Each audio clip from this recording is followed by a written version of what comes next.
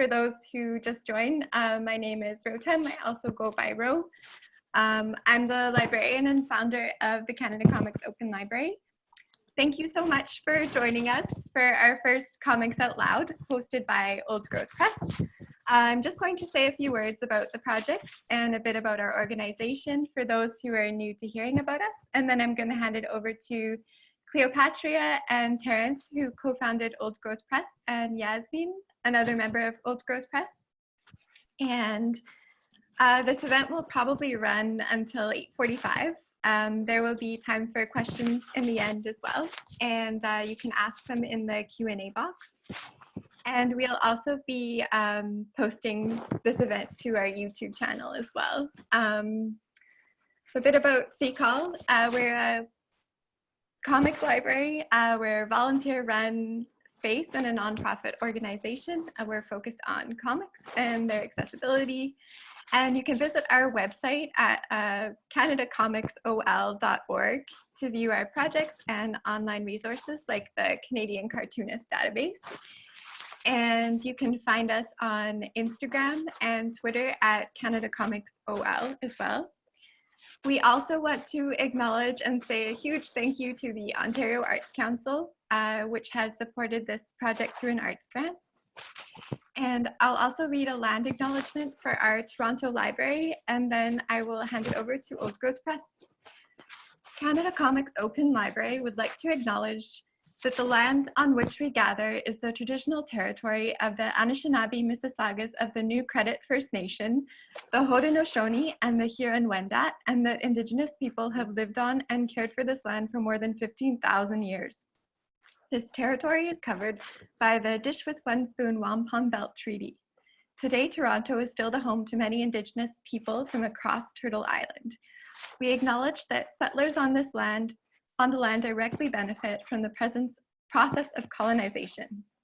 To add action to this acknowledgement, we have been doing things like prioritizing Indigenous comics in our collection, showcasing Indigenous creators through featuring their work on our website and in our library space.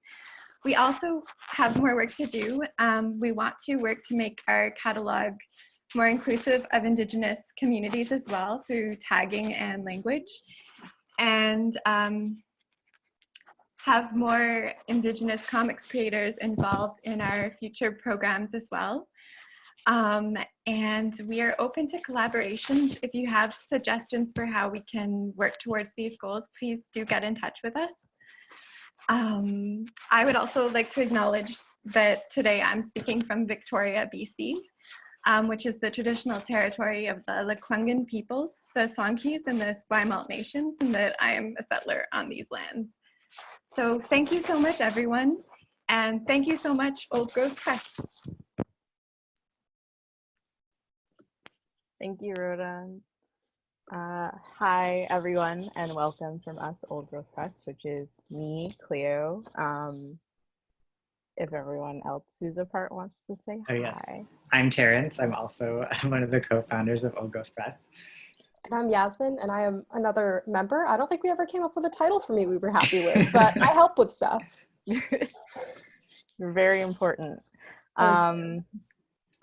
So thank you so much to the Canada Comics Open Library for making this event possible, and we're really happy to be doing this tonight with everyone who's here, especially in these really weird, trying times. So just a little bit about Old Growth Press if you don't know too much about them or us. We were founded in 2018, and our goal is a commitment to publishing the work of BIPOC and 2S LGBTQ+ Canadian artists. The works we publish are art-based comics telling stories with text and image that works together. As a publisher, our other aim is to further an environmentally conscious practice and mindset by using papers that are acid-free and not derived from old growth forests, as well as recycled binding materials in order to lessen our impact. In order to create work that aligns with our views, we aim to bring our books into physicality while doing as little damage as possible. Our 2020 round got postponed just because of our lack of resources for printing, but we're we're excited to share with you two of our newest stories today that will hopefully be in book form coming soon sometime. We have published 3 books before with Misbah and Nat, who are here today, and Riley, who is not attending, but you should definitely check out their beautiful story. And you can get everything on our website, www.oldgrowthpress.ca. I think that's it. Yes. Each of our authors will be reading their work and discussing their process, and there will be a Q&A after the event. Feel free to put your questions in the Q&A section of the Zoom event down below, hover over the bottom. So I'm just gonna move it forward and send it over to Saul, who will be reading our first comic. Saul Freedman-Lawson is an illustrator, student, and camp counselor, zine maker, and Hebrew school teaching assistant. They make art about queerness, transness, Judaism, and childcare, among other things. He is currently working on the illustrations for Special Topics in Being a Human by S. Bear Bergman, forthcoming from Arsenal Pulp Press in 2021. Saul will be reading from their comic titled Naturally. Over to Saul. Thank you. Hello. Thank you, Cleo, and thank you, Rotem. This is lovely. I'm very excited about it. I love the CCOL. I love Old Growth. I am also going to do a land acknowledgement because I have slightly different land to acknowledge. Like the CCOL, I'm located on the land of the Haudenosaunee, the Anishinaabe, and the Mississauga of the Credit. But the experience that this comic is about took place elsewhere, also on the land of the Anishinaabe and of the Mississauga. And that land is covered under the Robinson-Huron Treaty, which was coercive in its terms and coerced in its creation and generally sucked, and despite all of those things, still has not been upheld by the Canadian government.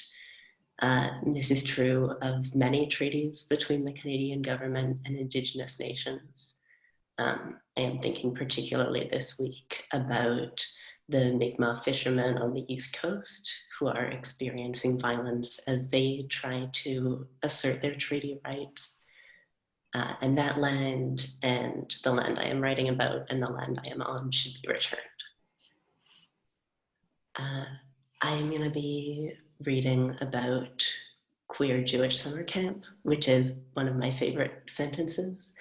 And I'm excited about that. I'm writing and drawing a lot about kids, which often feels complicated around anonymity and around keeping them safe. And specifically, you know, because I'm drawing trans kids and Jewish kids.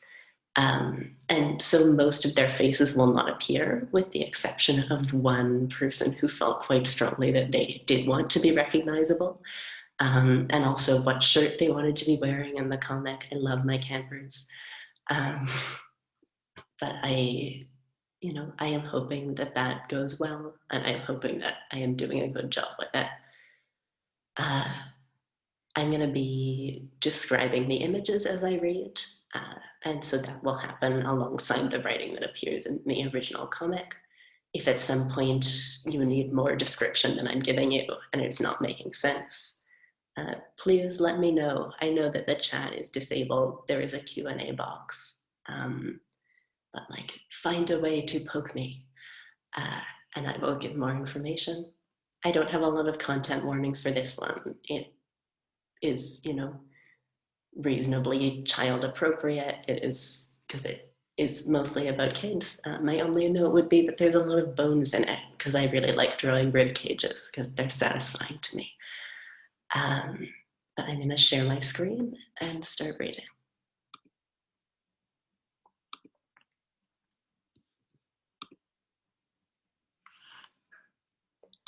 I like to think the animals come looking for us. There are paw prints crossing the bottom corner of this page. I can't make a case for it. They live here year-round and we're just visiting. Human footprints cross paths with the paw prints. I think they recognize us. The trail of animal tracks reappears at the top of the page, leading to a squirrel who is looking at the footprints. A young white person with short hair, that's me, I am that person, hangs a sign on a door reading, "All genders welcome, all genders celebrated." Hands hover over a table of craft supplies, holding buttons and pencil crayons. Queer Jewish summer camp changed how I think about myself, immediately, deeply, and naturally. A bus drives down a road painted in rainbow colors. A group of people wave to greet it, wearing matching shirts. A child with long hair wearing a purple shirt hugs me. "You're here," they say. "Yeah."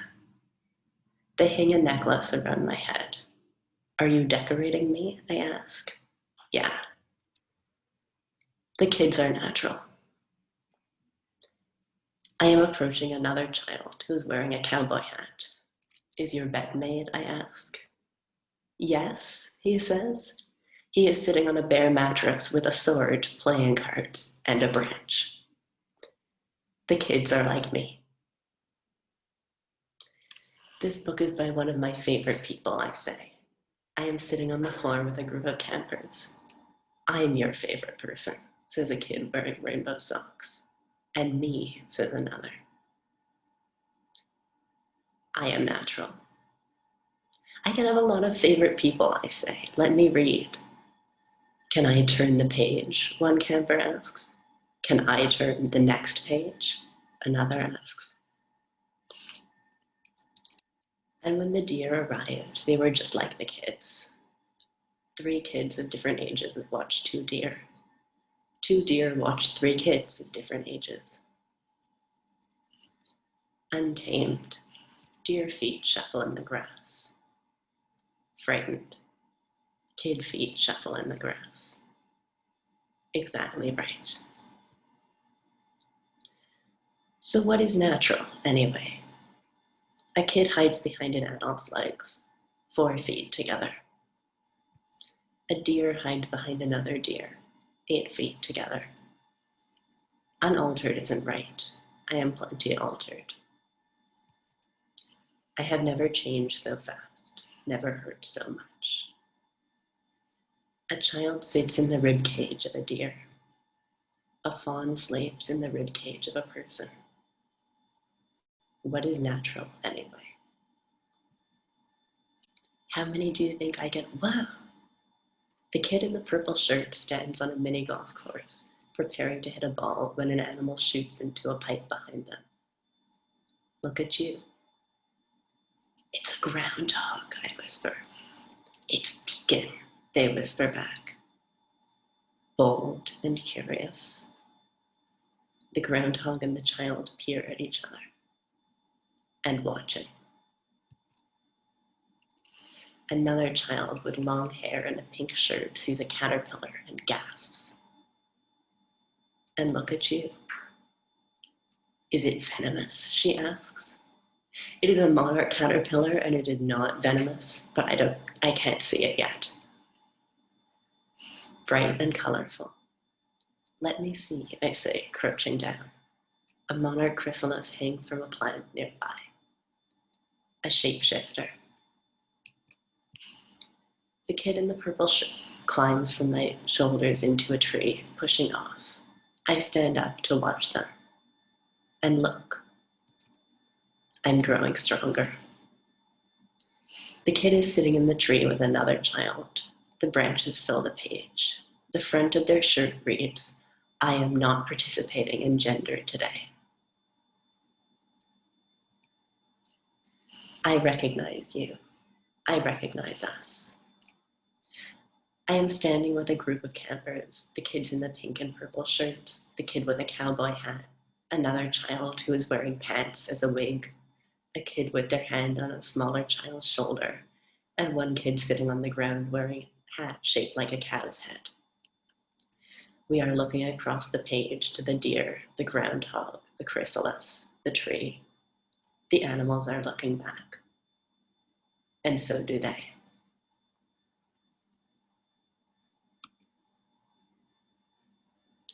Okay, that was it. I have read it. I have really loved working with Old Growth on this. It has, brought me enormous joy.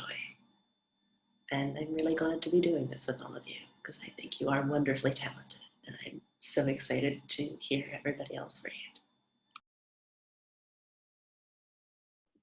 Thank you so much. That was so beautiful. Who's next? Misbah is next. Misbah is from our first round of publishing. Misbah Ahmed is a Toronto-based illustrator and designer. Her creative process and methodologies use a hybrid of analog and digital work. She is best known for her self-published zines. Her work explores duality, shifting cultural landscapes, and the day-to-day human experience. Her most recent zine is inspired by her observations visiting Pakistan, the place where she was born. Misbah will be reading from her zine, 5 Minutes in Karachi. Thank you. Hi, everyone. Thank you for having me on this panel.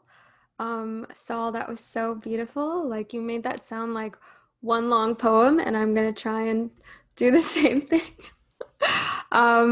So yeah, let me share my screen as well. My zine, hold on, let me scroll up because it's starting in a weird place. Okay.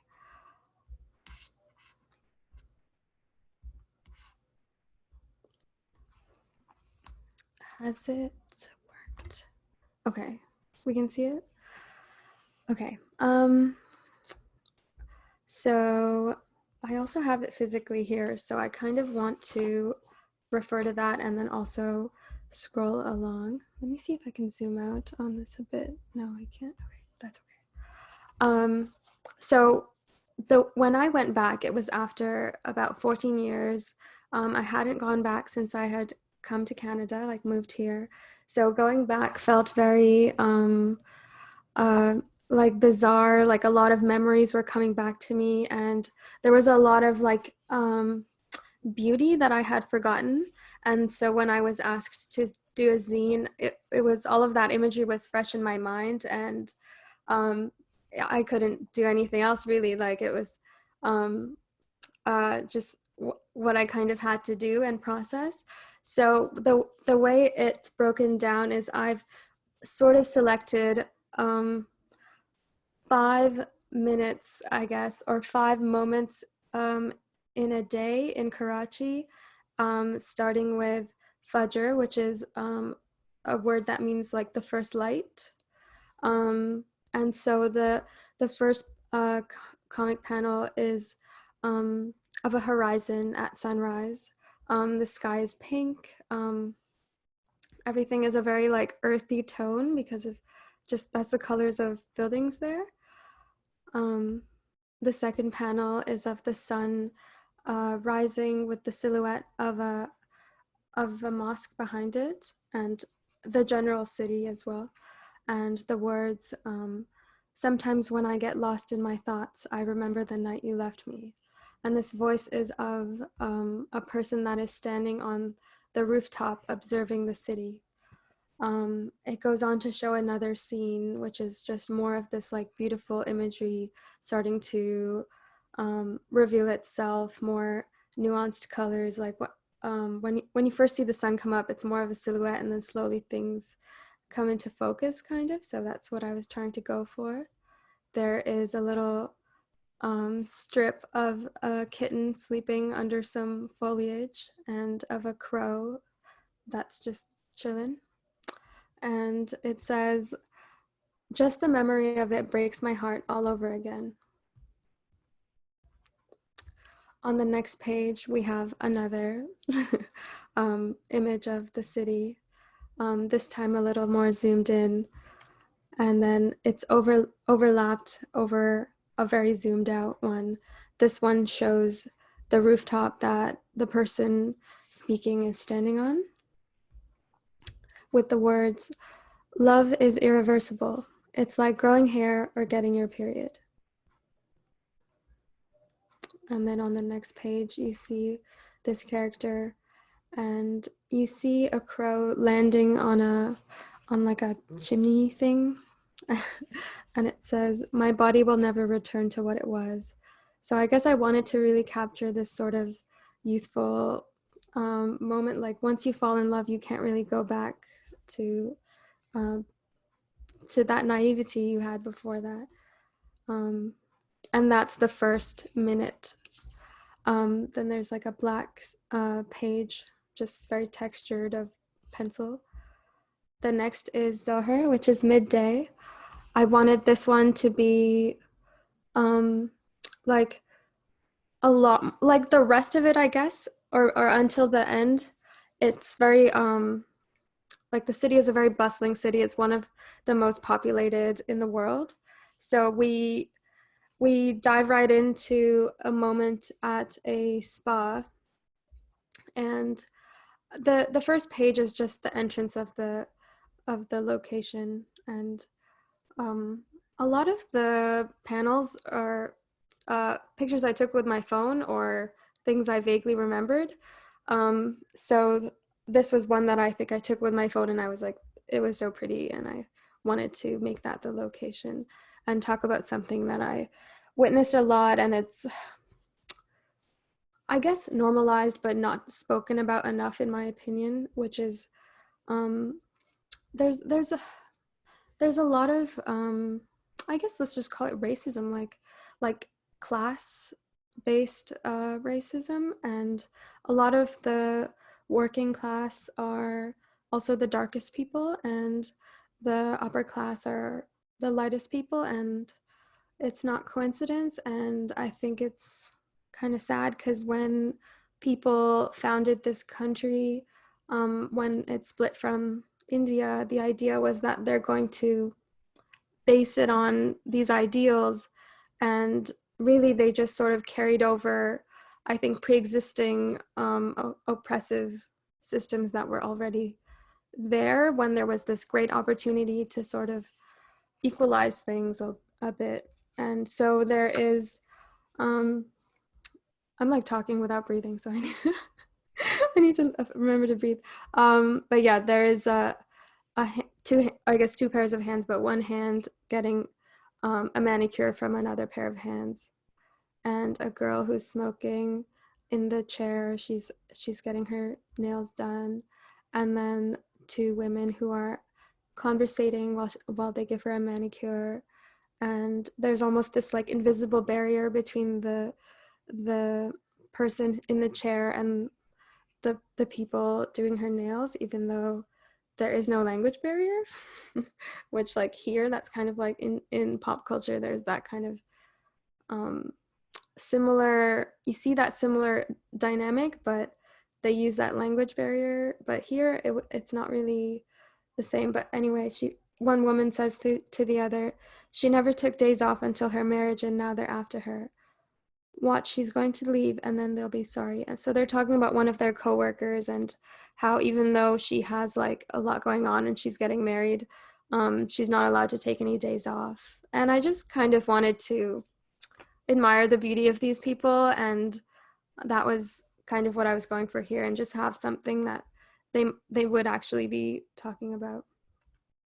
I also then on the next page wanted to show, like, there's one of the women has a daughter who's playing in the spa. So someone is getting their hair done and is like getting ready for a wedding, although that's like, I know that, but not really implied by the page. And that page is a spread that takes 2 pages. And on the second page, the girl is chasing a kitten or a cat into the spa. And one of the women who was talking to, like in the previous pages, she's like, "Ramesa, I told you what would happen if I see you at the front again."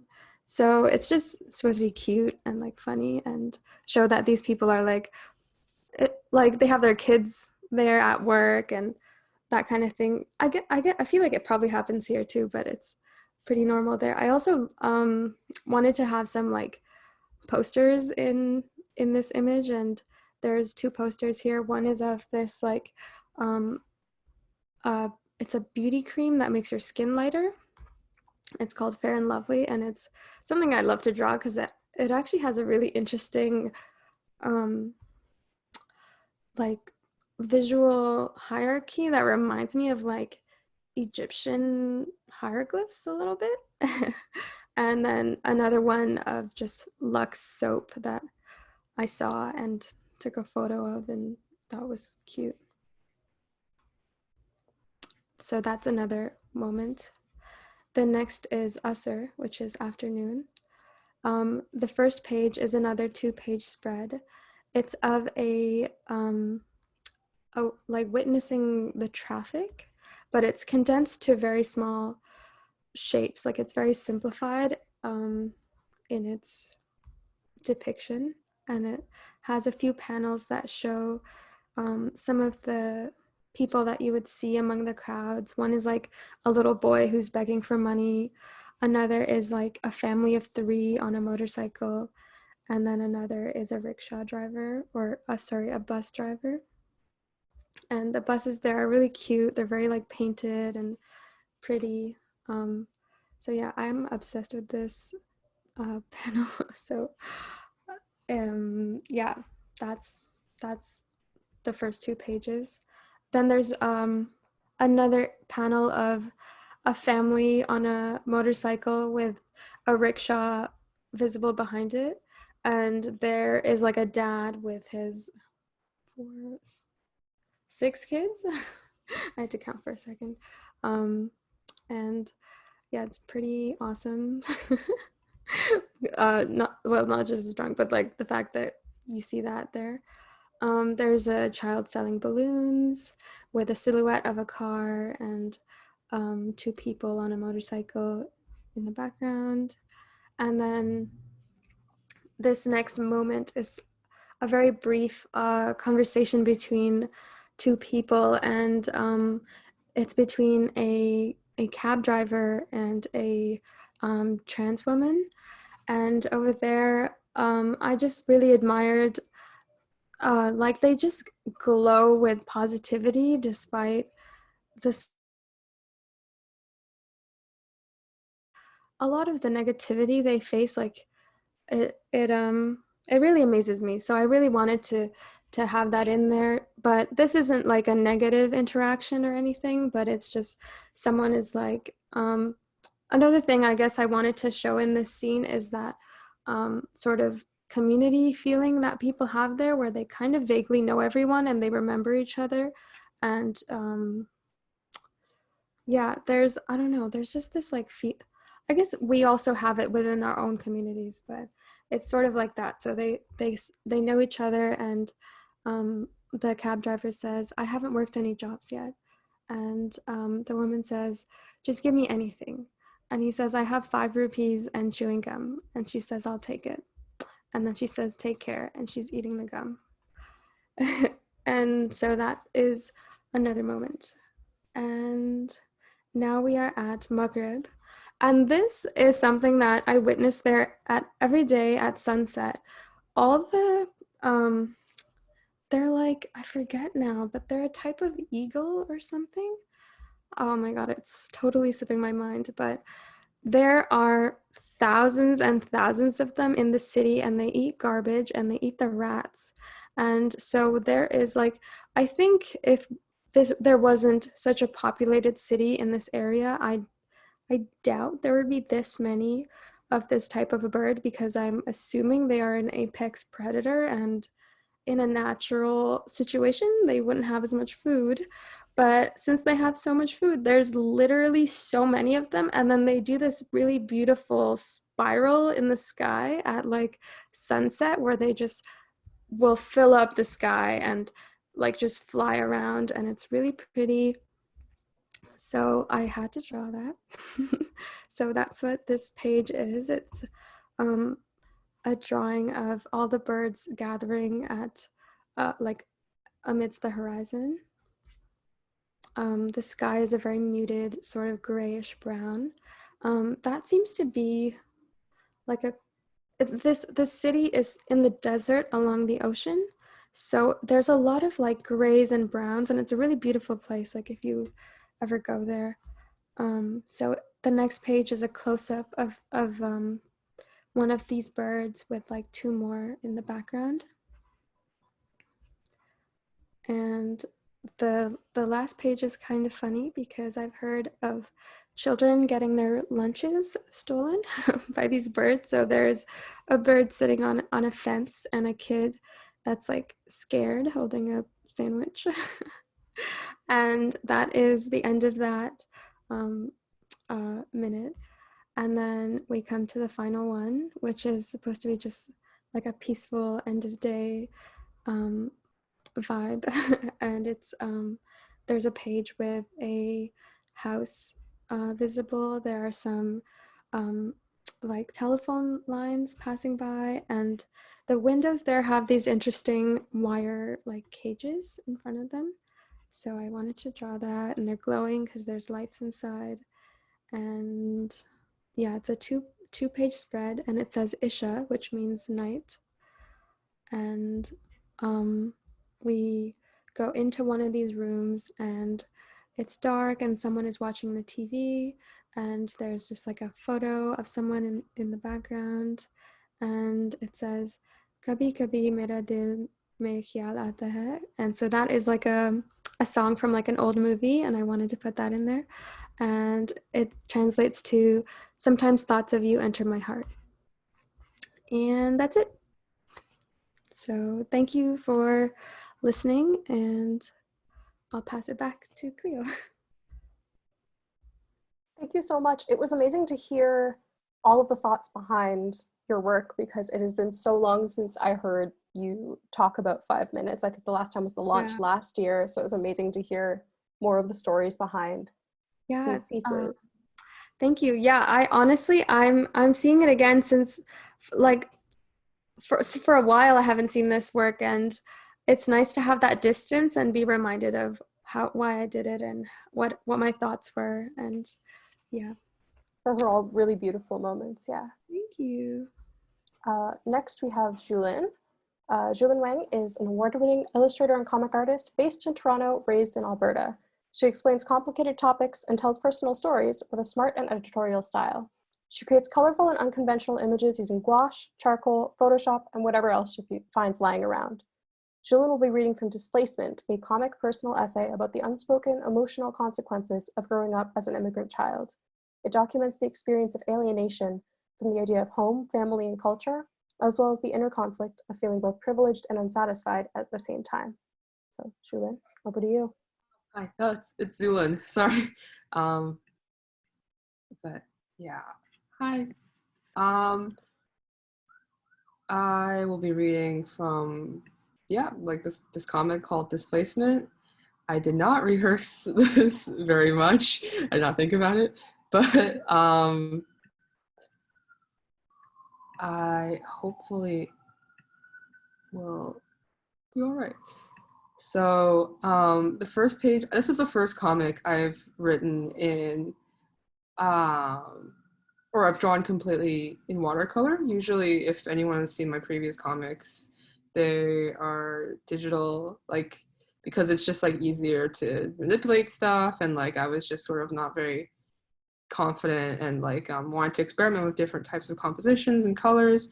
But like this is sort of like, I guess like this is like my after a few tries, I was like, yeah, I'm gonna do this. And like, it was still sort of a painful process, honestly. It's only 9 pages, but it was just this effort to be okay with like making mistakes, and I didn't use any pencil lines, and just seeing how like it goes, like having that analog effect, because like I always really admired things that like are more analog, sort of similar to what Misbah did, which is just like has this like very personal and very like intimate feeling to it, and it's just like incredible.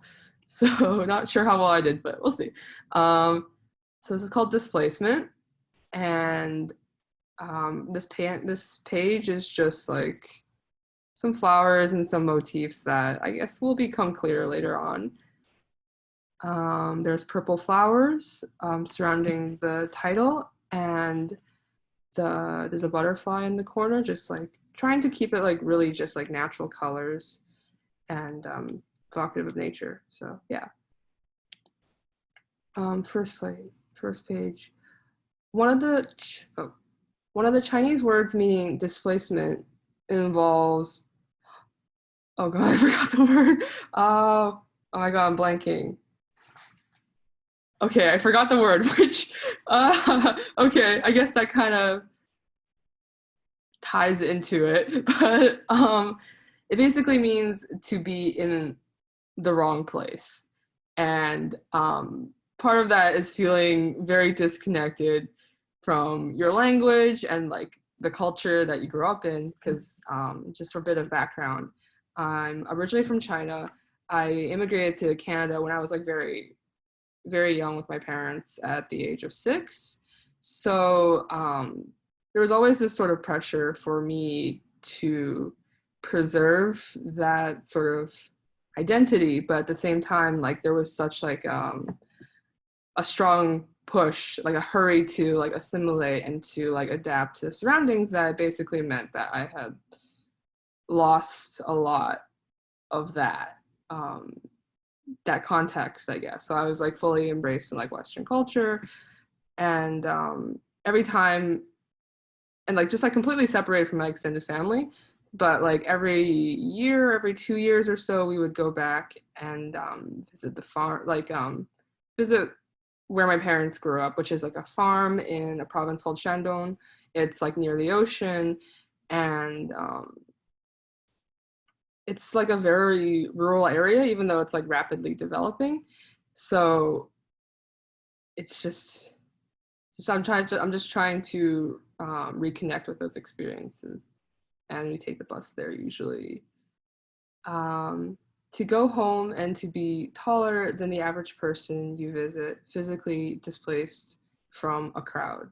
So that's my mom, and then there's me, who's just like really just like taller than everyone else. I don't know, like my family always jokes like, how did this happen? Like no one in my family is very tall, but somehow I guess it's just like an after effect of like growing up here, that like I just kind of like shut up basically. And like there's my grandmother and my aunt, and just sort of like the old like farmhouse that they had. And on the side there's usually just like characters about like usually like poems or like proverbs, or just like things that are like good luck, just like decorating the sides of the doors, which of course I can't read anymore, but that's a bit of a shit. That does like makes me feel a bit shameful, but like it's part of that experience that I want to express. To be too quiet in a room full of family and to need to take a step back to process what's happening at any given moment. So yeah, like whenever we do get together as a family, like with my extended family, it's usually just around this, like it's usually around food. It's usually like the way that we express like affection to each other, and just like basically like be in each other's presence in a way. Like those are moments that are rare and that I like really treasure, but at the same time it's like extremely overwhelming, because like it's literally like there's conversation happening around me in Chinese, and like I know some of it, but I'm like not fluent enough to understand. And it's just like even to speak Chinese is like kind of like it's overwhelming in the sense that like you need to translate it into your head before you say it out loud. And yeah, so it's basically like they're great moments. I'm glad to be there, but it takes time to recover from them and to step away from. And to know that this is far away from your other home, the one that you can't talk about in polite company.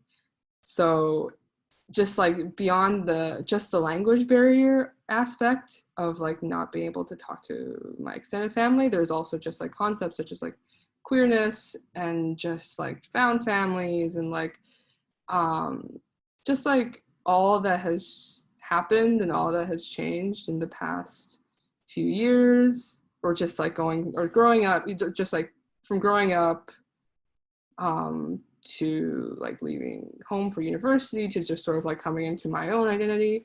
And like yeah, it's just, you see, it's just like there's just like they're two like completely disconnected worlds basically. And you don't you don't have the right words to describe where you've been anyway. So I'm pretty sure I remember this part says just me trying to say like what I was doing in university, but it doesn't translate. Like it's just like eventually you start, it's easy to start a sentence, but like it eventually just kind of falls apart, and then like yeah, and it's just like you're just sort of like fumbling through these conversations. But like the one thing that makes it, the one thing that like I tried to do to like still be connected to my grandparents is to just be with them basically. So you can just try to be present as much as you can without words. Near my grandparents' place, there is, this is my other grandparents on my maternal side, and just try to include just like small moments or just like small things for some reason in their apartment and like around their apartment that like really stuck out to me. Just like their house plants, and they always had like tea and just like a lot of fruit. Like there's just they always wanted to just like have everything there and everything present, just like worry if you are going to go hungry, or just based on their upbringing. So yeah. And I tried to include some more imagery about just like the things that I would see. And the last time I went back to China, this was a really long time, or no, this was like back in third year, so like 2 or 3 years ago. And every night I would go out for a walk with my grandpa, and it would be like a 40-minute walk just like around the community. And like it was like there were like cicadas in the trees, so they were just like really loud, and like we would catch them sometimes and just like keep them around just for fun, or even like fry them and eat them. And there were also pomegranate trees, so yeah, just, which is something that I have never seen anywhere else, but they're just like whole pomegranates that grow. And for me, those two things have always just been like so symbolic of like the summers I spent in China, and just sort of like how, just like the cycle of life, kind of like how fleeting like these moments are. And I'm just like trying to make as many impressions of them as I can, basically, because they are so few and far in between. So this is back in Toronto again. Just like I tried to do like so going from like lush green trees and like in like the middle of summer to just like cold, wet Toronto waiting for the streetcar. And just sort of, it's just like a moment of silence, I guess. So when you start getting away from that immediate discomfort, you start to miss all the things that should have been your birthright. Holidays and birthdays that you'll never celebrate. Family histories forever locked away. Revelations never made. Arguments and reconciliations never had. So the first panels of this is just like literally moments I've missed in like my family's just like life, I guess. Like my main connection with them is like through my phone and through WeChat, which is like a Chinese messaging service. And like my great aunt had her 80th birthday earlier this year, and I didn't even know about it till like 2 weeks after the fact when I remembered to check the like the post, and like everyone was there, and it seems like it must have been like a really special moment, but so it made me just like quite sad that I missed it, but I can just like sort of imagine the warmth of it. Family secret histories forever locked away. I guess like that's just that's part of like the language thing as well, but also like when I was at home, like people are very polite, and they're my family, so they have to stick around me and whatever, but it's just like that lack of conflict with them is kind of in a weird way like also a thing that distances me from them. So like I've never stuck around long enough to like ask uncomfortable questions. I don't even have the vocabulary to begin with that. And I'm sure like, and like sometimes just like even after the fact, like I discover something like crazy about like the family history that I didn't even know when like that person was maybe like alive, that like yeah, like that I would like to find out more about, but unfortunately can't right now. So to express that feeling, it's just the snow from just like being outside, like looking at the phone, and it's gradually just like blurs away at the screen until you can't see anything anymore. And that's sort of the experience of just like the further you look into it, the less clear everything becomes, basically, because of the lack of knowledge. So those are the combined result of physical, emotional, and linguistic separation. And the streetcar comes and breaks that thought. These are the costs of escape, of being able to launch your dreams into the stratosphere. Getting on the streetcar. So I'm from Calgary, but I moved we moved from China, moved to Calgary, and then I've myself moved even further away from my immediate family to come here to just sort of, because like Calgary is still like pretty conservative. I would say it's like,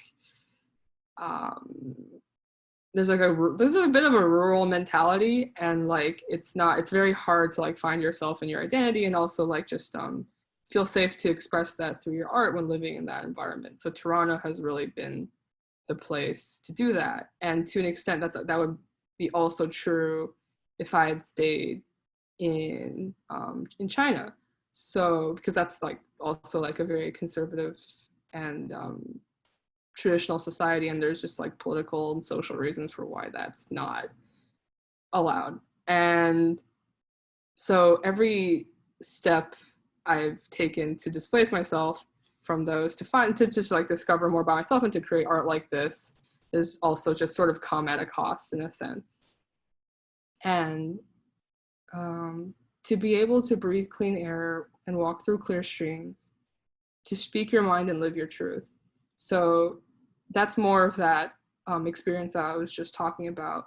And where I'm at in these two panels is, this is back in Calgary, where there's like a lot of mountains, and it's beautiful.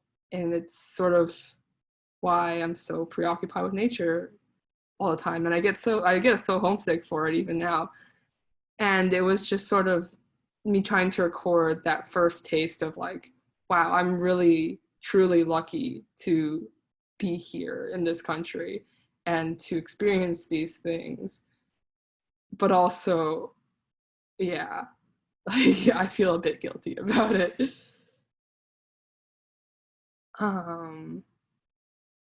To be here is a privilege. You're reminded of that fact every day. That is sort of this basically just sums up my experience, like as as like a Chinese immigrant, and it's something that I was I was taught from very early to just sort of, and it sort of shaped me in that sense. Like, I've had so many advantages from the previous generation in my family and the generation before that like lived through the Cultural Revolution and lived through like war and like social upheaval and like lived very like rural, like impoverished lives, and like all the sacrifices that they've made to basically improve the standards of like living standards of each generation to the point where we're allowed to immigrate basically. And it feels like a heavy responsibility that I try to like honor, even if I'm like criticizing constantly through my art. So yeah. And this is a wildflower, and just like, I don't know, just a silent contemplative moment. It's in the cover as well. So yeah. To tell this story through these words is a testament to the sheer physical and emotional distances we crossed when we decided to move. And it's overwhelming to even think about, which, yeah, is, that's just me drawing in a notebook, drawing this comic, so it's a bit of a meta moment, I feel. And for this, like, just like, this is like on the streetcar, and this comic was like surprisingly very difficult to make. I don't know why. I think it was just like all the symbolism and just like all the homesickness, and also because like COVID hit like right when I was like making this. I just like lost a lot of momentum. But to think about like how the experience of like being an immigrant and like being part of a diaspora has shaped me, like it's something that like, it's basically just like thinking about like my entire identity, and it's like kind of, and how it's like intertwined. So it's like, yeah, it's overwhelming. And for this, I just really like this panel, just from, because like it was the first time I tried just letting the watercolors just like bleed a little bit and transition into night. And it's those like sort of like quiet moments that I really love about comics, just being able to like tell a story just through the moments that you purposely select. And yeah, and every time I'm like out in the street or like just like doing anything, I try to like take snapshots, mental snapshots, or just like take a picture on my phone and just like save that for later. It's a privilege to live in this country, but when you walk through those terminal gates, they don't tell you where you're really going.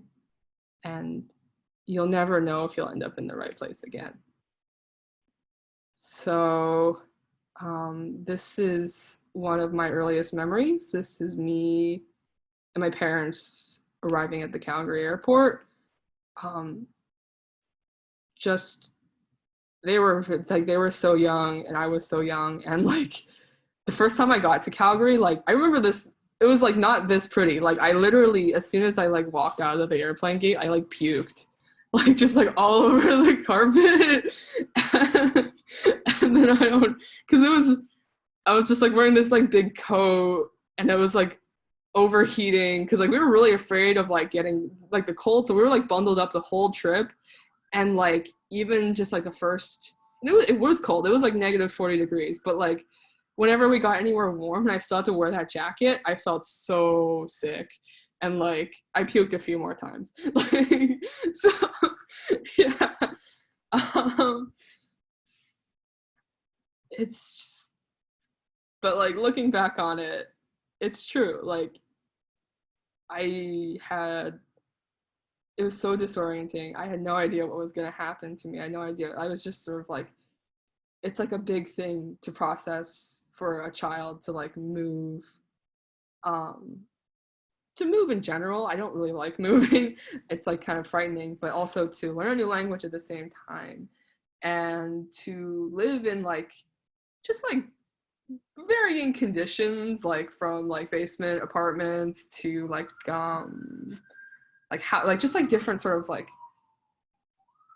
strange houses, and like eating strange food, and like not having as much as you're used to, and like being like isolated basically. Because like my parents like in China, they were college educated, they had office jobs and all that, but like when you come here, one of like the first experiences that a lot of immigrants share is that like they sort of like lose all their social status in a sense. And like my parents washed dishes, they worked at A&W, and like they had to take language classes at night, and like basically rebuild their whole lives, and then try to build it into something that's like better, and something that like and have wealth, and just like things that they can like pass on to the next generation. So it's just like whenever I think about that, it does go back to that idea of like privilege, and just like how like truly lucky I am, but like also how much pressure and like overwhelming, and how overwhelming that feeling is. So yeah, something that is worth considering, I guess. And the last shot is just migratory birds, because I think that is appropriate. And actually, I was just thinking, like, every time that my family has like changed or like improved, or like its quality of life, it's always been through moving. So like to me, like this process of like displacing yourself to find like something new and seeing where that takes you is like essential to my identity. So yeah, and that's it. And that's my social media. So yeah. Thank you, Xulin. I'm so sorry I mispronounced your name. I should have checked before we started this call. Webinar, call, all of the above. But thank you very much, and your work, as always, is beautiful, and I hope we get to publish you and Saul soon, God/COVID willing. Yeah, thank you. It's been so great working on this. Actually, can you just give me a sec? I'm gonna like Google how to pronounce that word for displacement from the beginning. Oh yeah, for sure. It's just like not knowing it, just like I know it, but I like completely blanked out.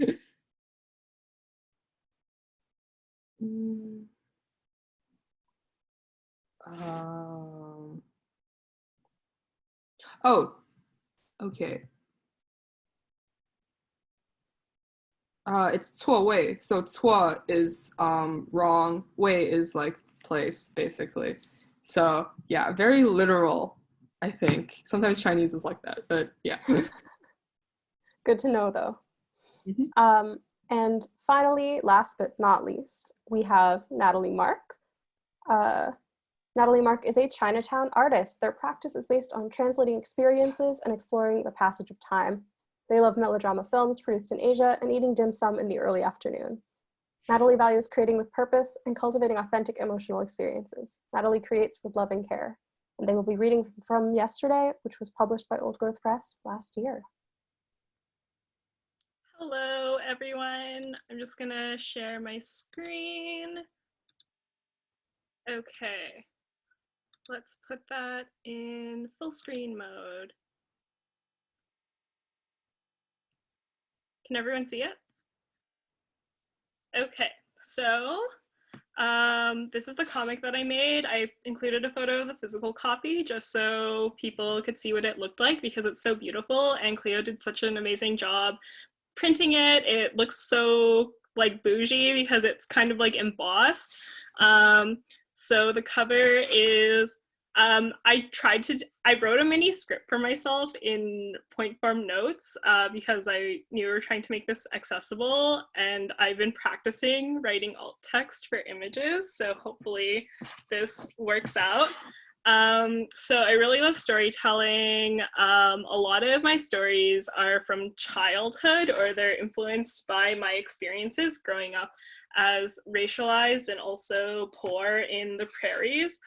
So I guess I'll also do a different sort of land acknowledgement because this does take place in Winnipeg. So Winnipeg is in Treaty 1 territory. So that's the first treaty that was ever created in this like fake country called Canada. And it's one of the worst treaties, actually. I think it's Treaty 1, Treaty 4, and 6, which are all across the prairies. They're the absolute worst. Like, if you think one treaty is bad, like those are the absolute worst ones. They were also all signed under duress, which, as we know, as we understand consent culture, agreeing to something under duress is like not consensual. So yeah, just a bit about that. I also have the full thing on my phone. So Treaty 1 is where traditionally it was Anishinaabe, Cree, Oji-Cree, Dakota, and Dene people were. The area that Winnipeg is in, actually historically, a lot of Indigenous nations have gone through. It was pretty much a central trading point pre-contact with Europe. So you'll find, you know, there have been like artifacts or like tools and stuff found from other nations from all over North America, Central America, and South America because of how people traveled. Pre-colonization, you know, society was pretty, you know, sophisticated, and there were, you know, there was like commerce and other, you know, like social politics stuff that existed. Yeah, it's also the homeland of the Métis Nation, which is where they're a post-colonial identity that formed after contact, but they're still valid as, you know, an Indigenous nation. So yeah, let's get into it. So from yesterday, it's about me growing up in Winnipeg and often being left alone to do whatever. It's not necessarily sequential. A lot of my work isn't super sequential. There's not really a beginning, middle, or end.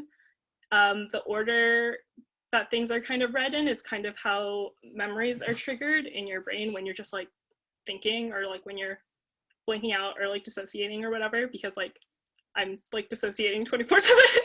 But yeah, so the cover reads from yesterday at the top. There is an image of two cranes in the middle.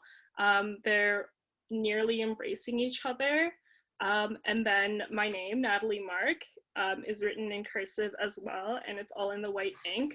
And I've also included the black and white version. I've included the drawing so that people can see it with more contrast. So I'll let that sit there for a couple seconds. Yeah, I was really excited to do this. I was super stressed when I made this, but I think it's actually one of the best works I've made. I didn't feel that way when I made it because I was stressed. But now that it's been over a year, I actually really like it, and I think it's still one of the best works, even though I don't really draw a lot anymore, but that's my problem. I'm trying to draw more, but we'll see what happens. So I'm glad this exists in a physical copy. Okay, so can everyone see that? Is it cut off at the bottom and at the top? Should I zoom out a bit, or are we good? We're good? Cool. Just making sure. So page 1, panel number 1, there's an obscured face that leans on the car window, and he says, "Do you need a lift?" There's a kid sitting in the back seat of the same car, and they ask, "Are we stuck?" And then they say, "Are we leaving the car here?" In the last panel, it's street lights and the snow is blowing, so it's winter. The text on top reads, "Are you going to be late for work?" So this is kind of a situation in which the car has broken down. Sorry, your PDF is still showing the first page, like the physical copies image. Oh. For us anyways. Can you see the second page? No. I think it's frozen. I think it's because I'm in full screen mode. Can you minimize it? I think Yasmin was saying something about PDFs not working, and Oh, was it showing the PDF and not the It's showing the, now you're in that window. Before it was like sorry, grayed out I as was if you weren't in sharing it. the PDF window and not The images, gotcha. not the images, not the preview. Okay, let me switch it to this again. Oops, technical difficulties, sorry. Let's see.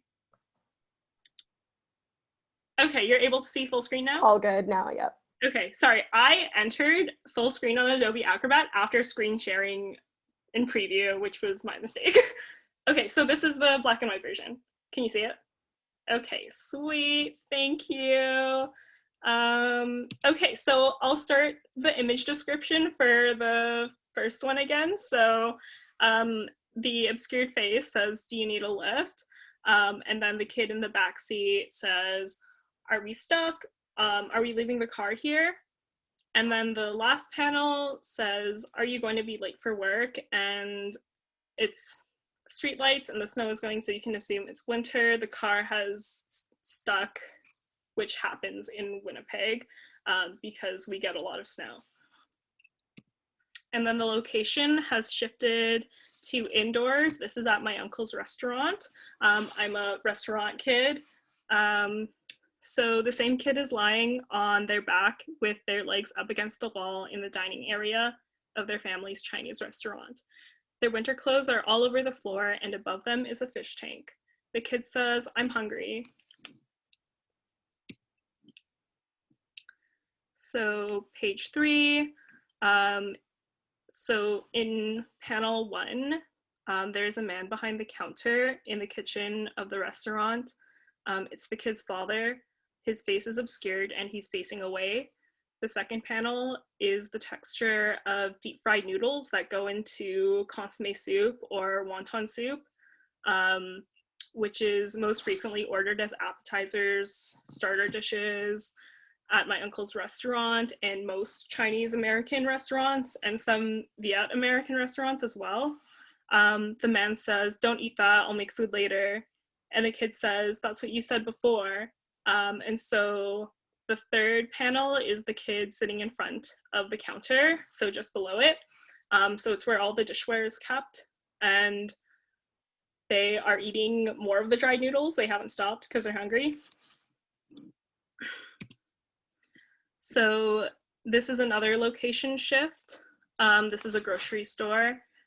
So it's all the food, it's stocked, and there's a basket that's kind of cut off on the right side of the page. So the next page, the same kid, is sitting in front of a shopping cart. They're holding a package, which we can assume is a pack of cookies. And they say, "Mommy, can you get the cookies like last time?" She says, "Next time." And the kid says, "Okay." And in the second panel, the kid is looking at her mom's back, who is mostly off page, and that's when the mom says the dialogue. In the third panel, the kid is sitting on the part of the checkout at grocery stores that you're not supposed to sit on, the part where the bag goes. I feel like a lot of kids have done this when grocery shopping with their parents. I remember being a kid and reading, "Do not sit on the thing," and then I would sit anyways, because I was like, whatever, I'm gonna do what I want. Not like anyone's looking at me. But I also know someone who's broken one from sitting on it, so that scared me. And then I continued to do it after anyways, so. Yeah, so the groceries are coming their way. So this is the exterior of Price Choppers, which is a low-cost grocery store in one of the areas I grew up in. It doesn't exist anymore. I believe it was owned by Sobeys, and then it was sold to the Northwest Company I also think there were a couple of them in Ontario as well, in low income areas, and I also think they're in the States as well.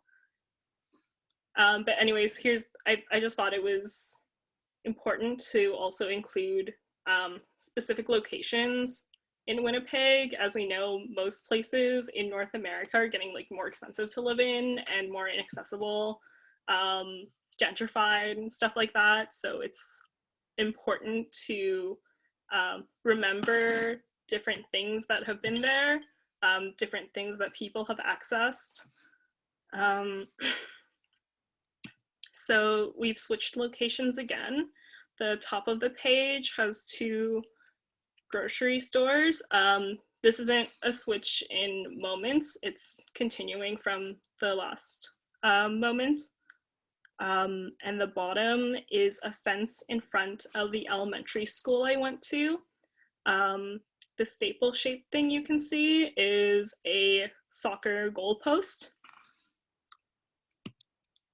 And so this is one of my favorite pages. And it's also a real memory I've had that kind of stuck with me. All of these are real moments, but I just, for some reason, I just carry it with me. So this is when I lived in the apartment across from the elementary school. I was walking home from the grocery store with my mom. It was raining, and I remember carrying the plastic bags, and they were like so heavy. I thought my fingers were gonna fall off because they were so heavy, but I wasn't complaining or anything because she gets like mad at me a lot. So I was just kind of like, okay, whatever, I'll just like continue carrying them. But we both stopped to look at the cranes, which is a pretty rare occurrence in the city. Usually it's just geese, so it felt kind of magical to me. And I think that was the last year I saw them. The first panel, there are 2 cranes embracing each other, and the text says, "That was my last year seeing the cranes in the schoolyard. They used to lay eggs here, always when it rained." The text sits on top of an image of rain hitting the ground and continues, "But the kids kept trampling over them." The last panel is 3 eggs in the grass. So after that, it was mostly goose eggs, but even when you don't really see them anymore. And also, I've gone back to the elementary school after I had this weird dream where Keanu Reeves proposed to me in the schoolyard of my, that I went to elementary school. And so I was like, oh, I need to visit this place and like reminisce because I don't live in that area anymore. And it was also, it was like between like spring and summer because it was between years at university. So it was when I was back in Winnipeg. And I was like, wow, this is the spot. But obviously it was a dream, it was fake. But then I was like, oh, there aren't any eggs here anymore, or they're harder to find. But yeah, anyways, not to break that moment. So the kid is standing in the rain, holding their plastic bags, looking at them. The text reads, "They were still sitting and waiting." So the location has switched to the restaurant again. The first 2 panels at the top, the floor is being mopped, and there's also another part of the kitchen.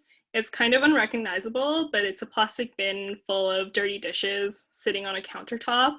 I wish I was better at drawing. Whatever, we improve as we draw more.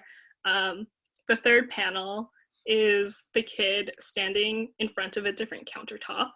This is where we keep 2 very large rice cookers at the restaurant, and a large electrical pot where beef broth is both brewed and kept warm.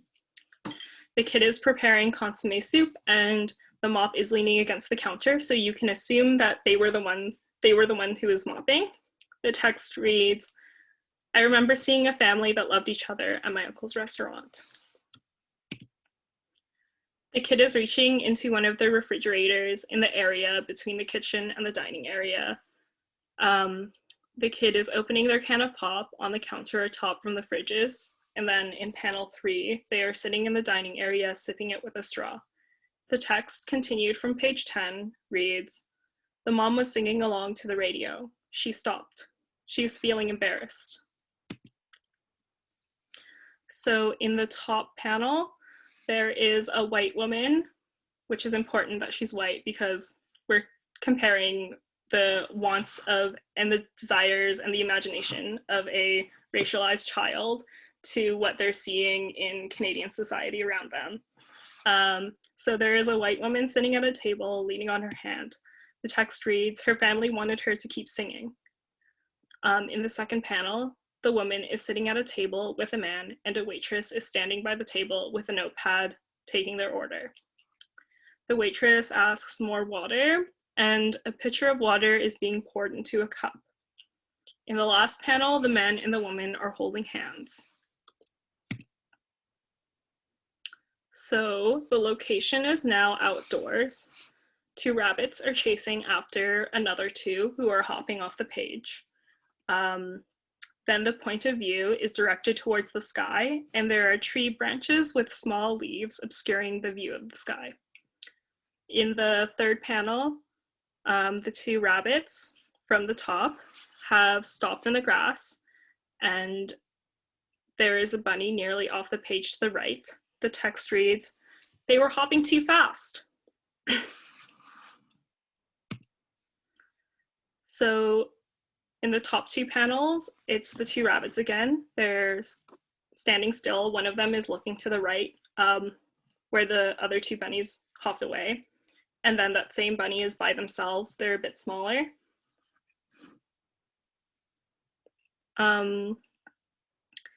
At the top of the panel, the text reads, "Where did our family go?" And then the only thing we can do is keep going, followed by the 2 bunnies hopping off the page. So on this page, we've switched locations back to the restaurant. The kid from before is wiping the tables at the restaurant, and they say, "I'm going to play outside after I'm done."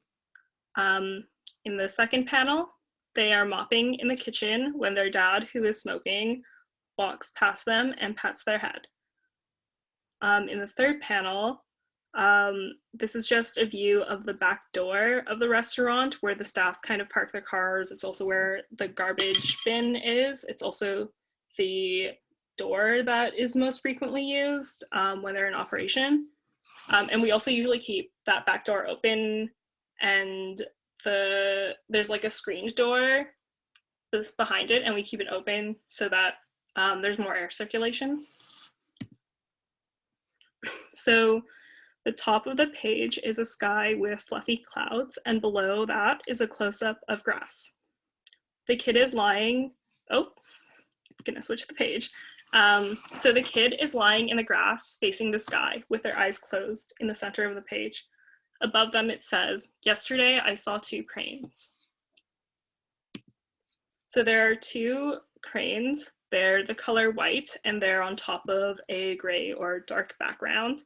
And they're flying across the sky. So this is the last page.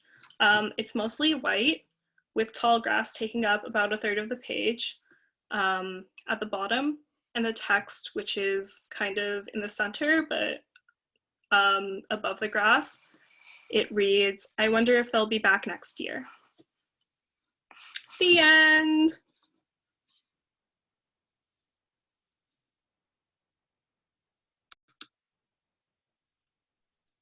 Thank you so much.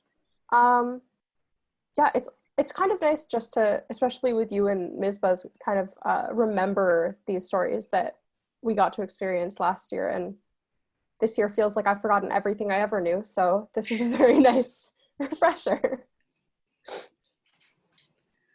Yeah, I agree. Sorry, Terry. Oh, it was no. just like just see everything up close and to have everyone like speak to their like thought process and memories and like what it meant. Like, I don't know, it's a beautiful experience, and I'm glad we got to have that tonight. Now on to Terry. Sorry. Yeah, no worries. Yeah, I want to echo the sentiments. It was so lovely to hear everyone like just not only like read the dialogue, describe the images, everything was amazing. It was so wonderful. So now we're going to open up to audience Q&A. So me, Yasmin, and Cleo prepared some questions as well, but if we want to like prioritize audience questions, so if anyone has any, now is the time to type them into the Q&A section, and we can get started on those. But I guess I'll like, while people are thinking about things, I'll just ask a general question for anyone and everyone to answer. And it's, what are you working on now, if anything? If nothing, that's okay too. It doesn't even have to be art. It can be anything. Like, are you working on learning like to crochet? Like, yeah. what's up, you know? What's happening? Oh my God, wait, what? Oh my God, give me a sweater. I've already. Amazing. Yeah. Oh, wow. I love it. Oh my God, I just threw that out. And I'm also illustrating a Christmas catalog for Books for Everybody. So oh, wow. I get here in October. That's super cool. Yeah. So cool.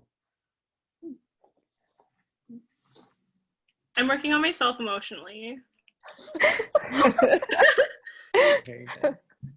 Oh, but yeah, Important. I'm also working on a like personal comic. I've had a couple ideas, but there's one I've been sticking to. It's a mech comic because I'm obsessed. And it takes place about 200 years into the future, and it's kind of the whole world has kind of like entered into like different turning points. And in North America, portions of land have been given back to Indigenous people, and police have transformed into the military. And also, I have it so that 2020 to 2030 was a strong triggering moment because America tried to start a Cold War with China again, so that triggered a bunch of political movements, and it takes the Cold War like fear and vibe, and they use mechs as instead of nuclear arms, so like giant robots instead of nuclear arms, and it's about how the American military lies to you, and also about how teenagers racialized teenagers can solve any problems by loving each other and friendship because of my shonen influence. I'm also working on watching Hunter x Hunter. That's what I've been working on. Terry has a lot to say about that. Oh yeah, me too. That's what I'm doing right now.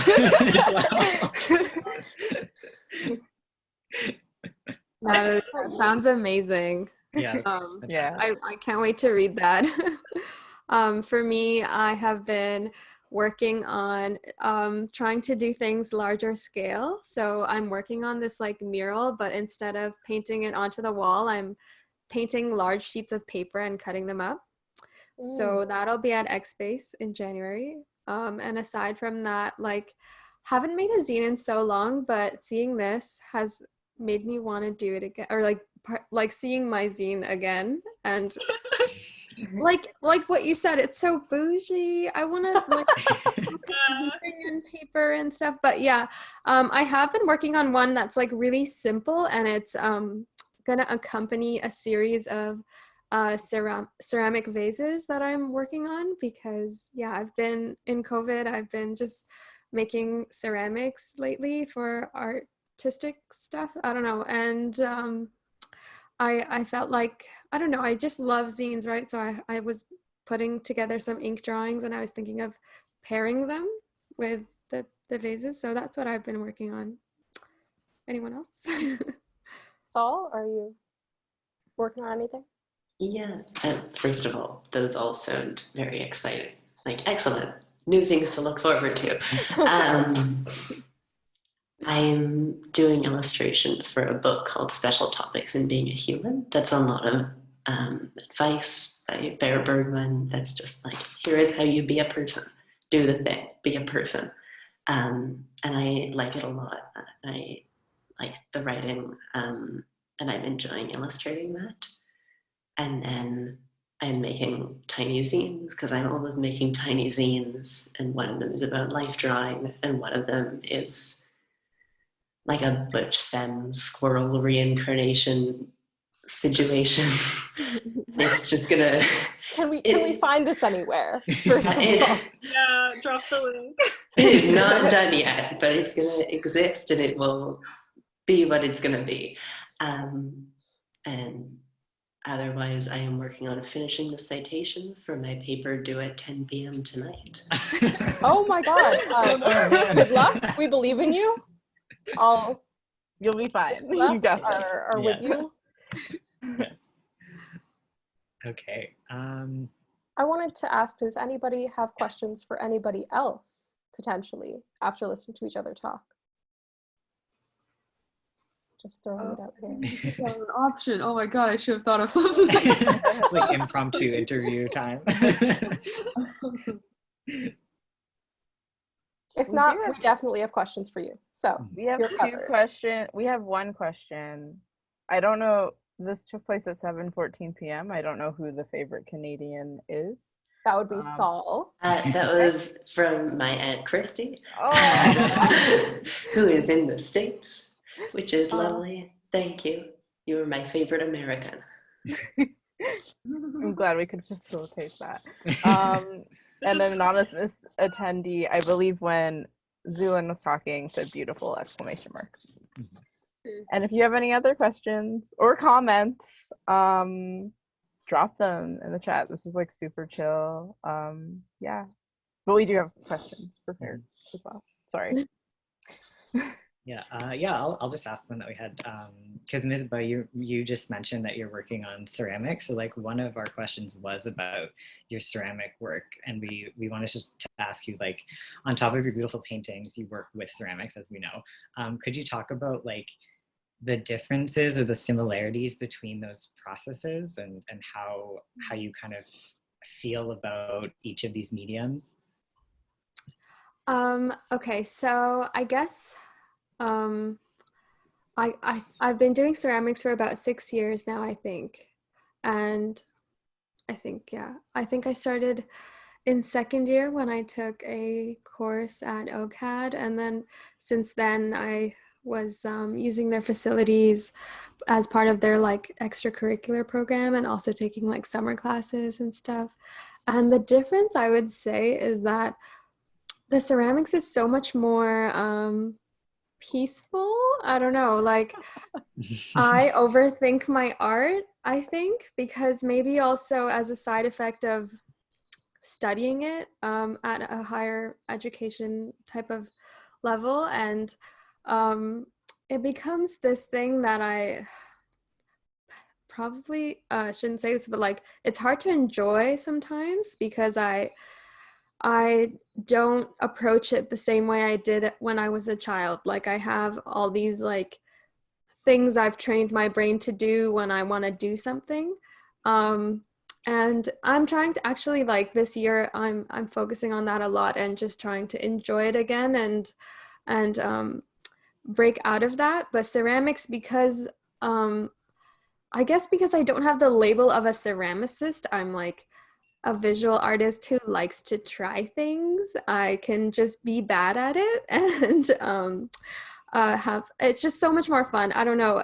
Well, painting is its own fun because it is like a challenge and drawing and stuff, and it's like a muscle that I feel like I try to tone or whatever, whereas like ceramics is always like exciting, and I'm still in the learning phase of that. So that's, I guess, the difference there. When lockdown happened, I didn't have access to my group shared studio anymore, and then they actually had to close because rent was really high already for them.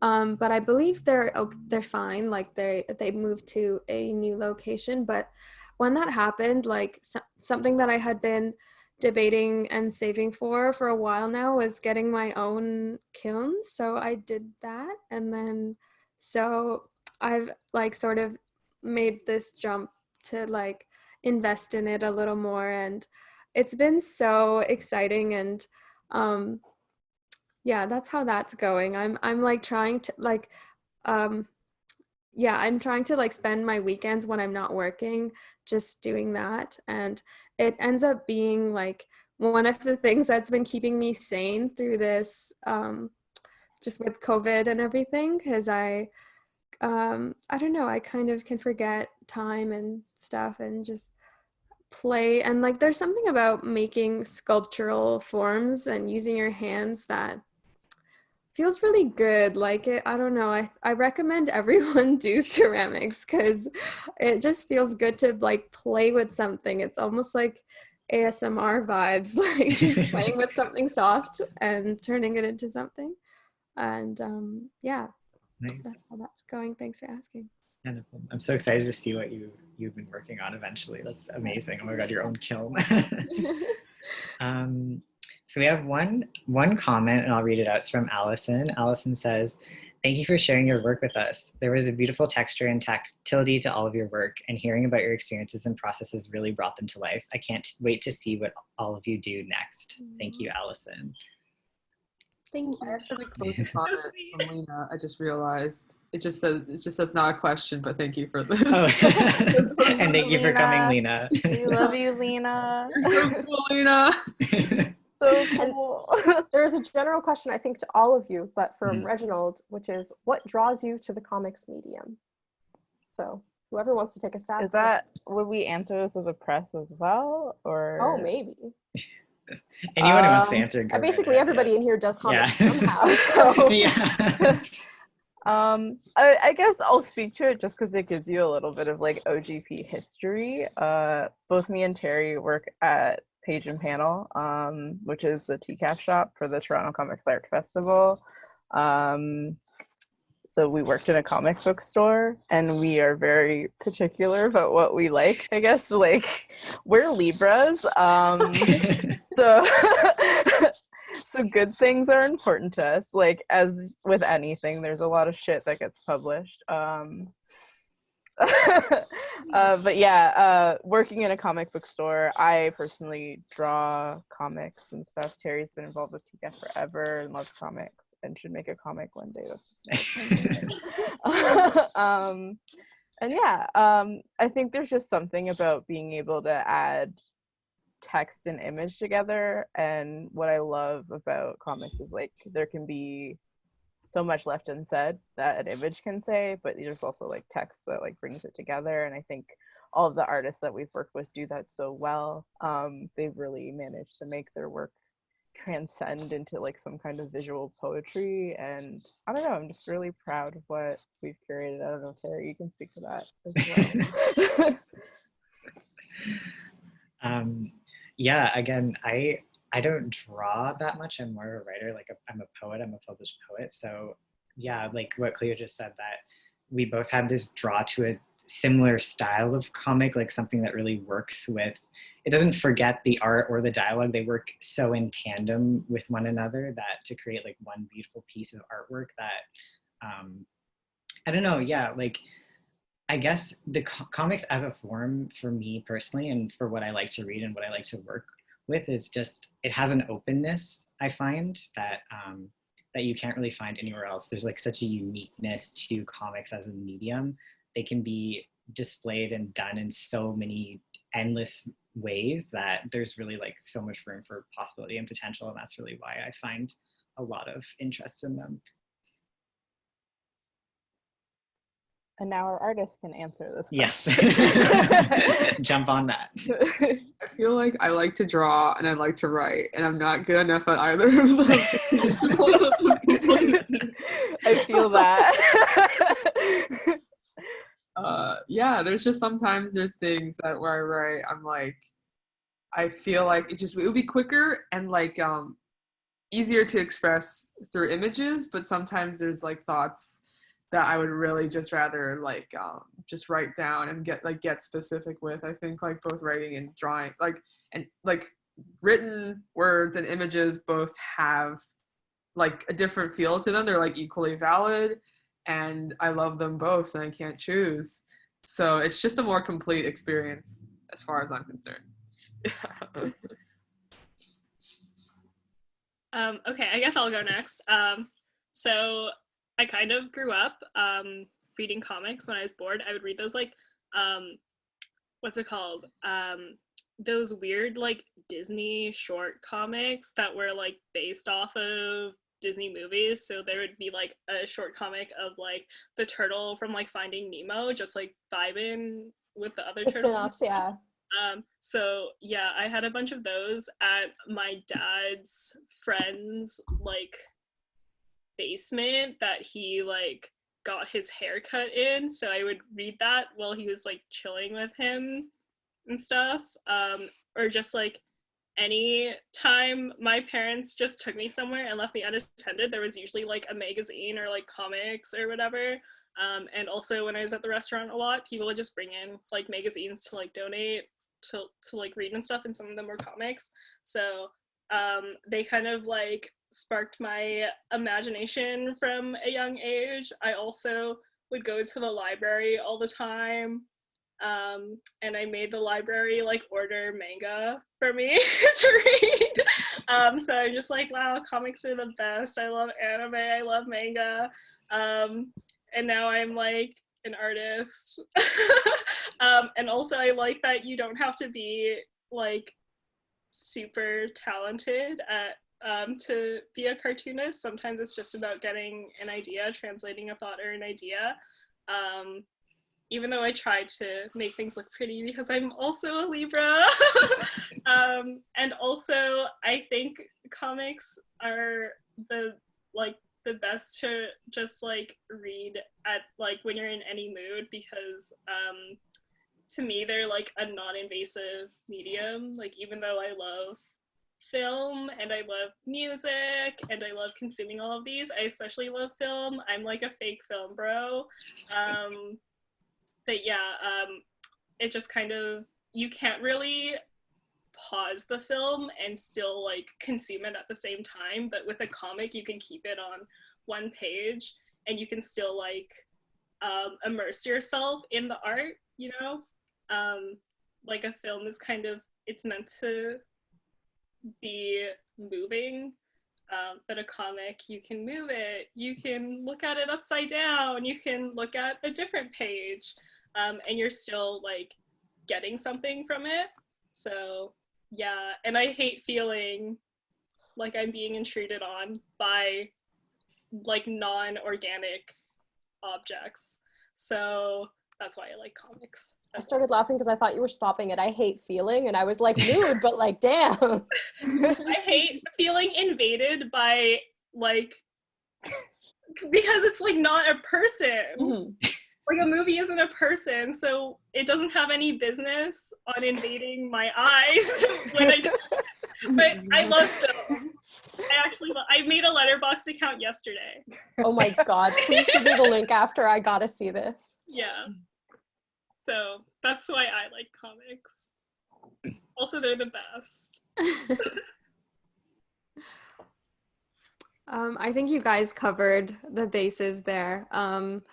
I like comics because it's really hard to say everything in one image. And when I started, like the first time I did a comic was also, I keep talking about OCAD, but I was in a class and then I was like, this is amazing. Like I don't have to, cram everything into one box. I can do all the boxes, and there's so much like flexibility with like composition. Like I like when comics have like panels inside of panels. Like it's just really fun, and I think it does stem from like liking cartoons as a kid and then liking movies as an adult, and then wanting to tell stories with art. Like I feel like, because I think I've asked myself this question before, and I think it's because I love movies and cartoons and manga. Yeah. Oh my god, yeah. Right? It's great. I finished Full Metal Alchemist Brotherhood over the past 3 days. Oh my god, amazing. But Wait, did you watch the entire thing in 3 days? yeah.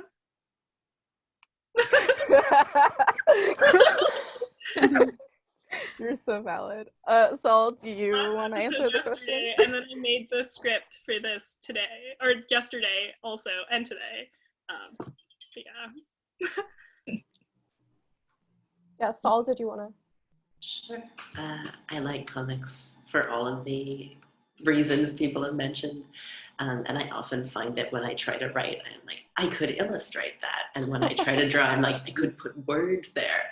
Like, I always feel like I am converging back on it. And I also think there's a piece around, like, you know, one of the first queer books I read was Fun Home. You know, the, like, cool, tough, femme, gay people I knew would give me superhero comics. And so it also felt like I understood it early on as a queer thing. And so that felt important. And I, you know, sometimes I am doing my line art and I'm like, oh, the dykes to watch out for influence is really, it's right there. There it is. Yeah. Oh my God. You've got it right there. And so that piece also feels important to me. Amazing. Rodham says that we may get cut off right at 8:45. So I guess one we get to question. wrap up our- Get Yeah. it in. I don't Get think it Zoom in. is doing that anymore. I think because of COVID, it's going longer than 40 minutes or whatever. I guess we'll find out. We'll find out exactly at Find out. 8:45. I will say on my part, the first comic I ever made was CSI Miami fan art. So comics for me have always been expressing things that I just can't say in words or images. I just can't put them together. Like Horatio Cain's sunglasses. You just can't say that in words alone. Yasmin, leak that comic immediately. Yeah, It's here in this house, so I can probably find gotta it, to find be it. honest. Please, we're gonna put it on the OGP Twitter. Everyone's If first you consent. Yeah. I thought of a really good like fish and chips pun, and I was like, CSI Miami hasn't done this one yet. So Get you in the writer's room. You've got to get in there. What was everyone's first comic that they made, if they can remember? Oh, good question. I love that. I don't know if I can find it. It was 2 pages, and it was a conversation that I overheard on the streetcar, and then I kind of just illustrated it verbatim between like a group of like young like teenagers, and it was just really funny. And they were talking about beating up this Pakistani kid, and I was like, yes. I don't know, it's just like these girls talking about, I don't know, it was just I remember it was like, I was like, this is amazing. And I went home that day, and because Yes, it was, I am a misandrist. I'm like, oh shoot, I should provide context and I don't have it, but I promise it's like not like not cool. you're Pakistani, it's cool, it's cool. Mine, I was really depressed. And I got obsessed with like looking at forests, and I just like made this really emo fake deep comic about making like a suicide pact. Yeah, it's called Pact. It's not for sale anymore. I don't have any more copies. You can read it on my Gumroad, but don't. Going to dangerous territory. But yeah, that was the first comic I made. It's really like fake deep and sad and like morose and about making promises. All my first paintings and stuff. We grow. We need to make exactly work so we can do something else later. Everyone's first comic's so dark. Like mine is also really dark. I actually have a picture of it if anyone wants. Please show. Yeah. Yeah, pull that Should up. I just like share my screen? Okay, hold on. Yeah. Oh my god, you just have it pulled up. Well, because I was talking to someone about it recently, so I was like, does anyone see Oh, it? this is beautiful. Oh, wow. So, Dude, like, now I really don't want to find my CSI Miami fan art. I was like 16, and I just like, it's just about this like girl getting hit by a bus and like thinking about death. So, But it's beautiful. Damn. thank you. Pretty. I love think the I got paneling. better since this. I definitely scanned things better. This is like blurry as hell. We grow. Yeah. Growing, you know, trees grow. For all trees. My first comic was when I was in the 5th grade. So you know those stickers that you can get at Dollarama? So I had one of those like sticker packs, and it was like all of baby animals, and I made myself the baby cow because I love cows and I'm also Year of the Ox. And it was actually pretty violent. Like, I don't know what was like going on, but you know, like mental illness, be like that and stuff. And so I assigned a baby animal sticker to every single person in my class, and it was a split grade 5 and 6 class. And for some reason, there were like some kids I really hated. There's this one kid who was like bullying me. So I made this comic, and it was just different scenes of different animals in my class. And the scene that he was in, his animal was chained up to a wall, and there was like a fire underneath.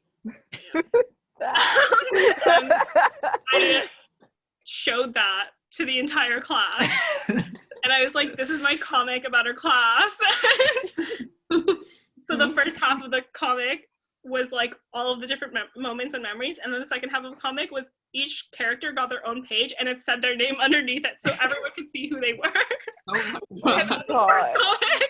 This is so so cool. This is a terrifying power move. If you had been in my class, I would have left school. I swear to God. Like, Yeah. drops out And the immediately. thing is, it was like a grade 5-6 shared class, and I was a 5th grader. I was like one of 5 5th graders. And I still made that. And I was like, this is about all of you. I am remembering that I also did this in elementary school. What? Like, also made a comic about my class, and I think showed it to them. And I am wondering what possesses children to do this. No fear. Yeah, no fear. Absolutely no fear. Consequences, never heard of them. Charles, Was that your first comic? Probably. Wild. Sorry, I had completely forgotten that happened. And then I was like, why does that sound so familiar? Can I do that?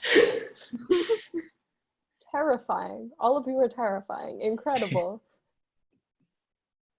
Actually, Right. no, I think I did draw comics in middle school of me beating up boys who were mean to me, but that's, you know. I How love else this do you for handle all of grade you. 7? How else do you experience grade 7? I mean, I drew comics in grade 7 of myself talking to me, and I inexplicably had a beard and just didn't address it. I'm like, great, that seems regular. The signs. They're always there. It is so great to like go back and be like, oh, that's what I was like. Yeah, like we knew, but it took me long enough. I think that's the great thing about having like physical pieces of your work, especially if your parents are keeping them. Like if they're living in your parents' home, they're never gonna get rid of those because they like you have this totally like weird, awkward memory attached to it, whereas your family's like, oh my God, look at this beautiful artwork. My parents still have one of my grade 9 paintings on the wall of their bedroom. I see it every time I come home, and I'm like, I had to demonstrate 12 watercolor techniques. It's not even an image. It's just like, I knew how to do this one. Yeah. Oh my gosh. Send me some of your high school art. I'll document, yeah. Next Well, OGP Instagram Live is just me taking a tour through my... I was just gonna recommend Video that. tour with OGP. I think that's a good place to end it. Yeah. Yeah. Feel good about wrapping up? For sure, yeah. That was This great. so much fun. Unless Thank you anyone so has much for all any being last here. questions. No? Okay. No words. Did I give you enough time? I don't know. This is great. I love you all so much. It's always a pleasure to see you guys and work with you. Yeah, I'm glad we're a somewhat successful press that is still existing in some form. We are a successful press, yes. I'm glad we're still thriving in some way in this weird fucking time we're in. Yeah, thank you so much, everybody. And thank you to Rodham again and the Canadian Comics Open Library for putting this all together. We're so thankful. Sorry We had for so much swearing. fun. We appreciate you. Do we all just leave at once? Okay. All right, and yeah, thanks to the attendees as well. Bye, everybody. Yes. Oh my Thank you, God. everybody. Thanks Thank for you coming. for everyone who came. Goodbye. Hi, thank you so much, everyone.